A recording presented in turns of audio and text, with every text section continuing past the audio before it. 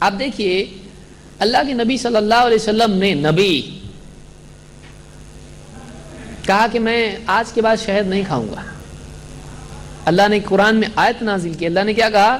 یا ایھا النبی لما تحرم ما احل اللہ لک تبتغی مرضات ازواجک. اے نبی آپ اپنے اوپر وہ چیز کیسے حرام کر رہے ہو جس کو اللہ نے آپ کے لیے حلال رکھا ہے؟ بیویوں کی چاہت چاہتے ہو، یعنی بیوی کو خوش کرنے کے لیے آپ اپنے اوپر کچھ بھی حرام کر لو گے؟ نہیں چلے گا ایسا. اللہ تعالیٰ نے نبی کو منع کیا اس چیز سے. تو اپنے طور پر نبی بھی کوئی چیز اپنے اوپر حرام کر سکتے ہیں؟ نہیں، نہ امت پر. اسی لیے آپ نے ایک مرتبہ جب کہا کہ مجھ کو یہ پسند نہیں، پیاز لہسن وغیرہ کی بدبو پسند نہیں، لوگوں نے سمجھا نبی کو پسند نہیں، یعنی غلط تھی، حرام، حرمت لوگوں میں چل پڑی دعوت.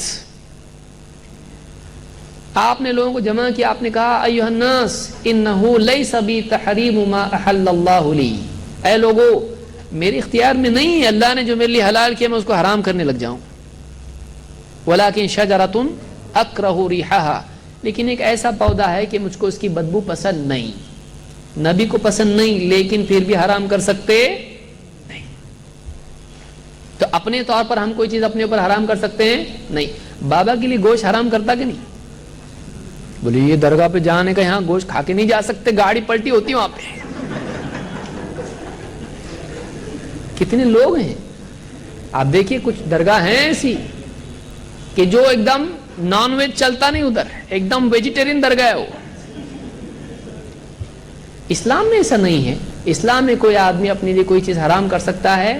نہیں کر سکتا. 40 دن تک ایسا کرنے کے لیے گوشت بند کرنا پڑتا ہے، یہ ایسا کرنا پڑتا ہے. اپنے اوپر کچھ بھی حرام کرنا اسلام میں نہیں ہے. نبی کے لیے نہیں ہے، غیر نبی کے لیے کیسا ہو سکتا ہے؟ نبی کو بھی اتھارٹی نہیں ہے، نہ اپنے لیے نہ امتی کے لیے.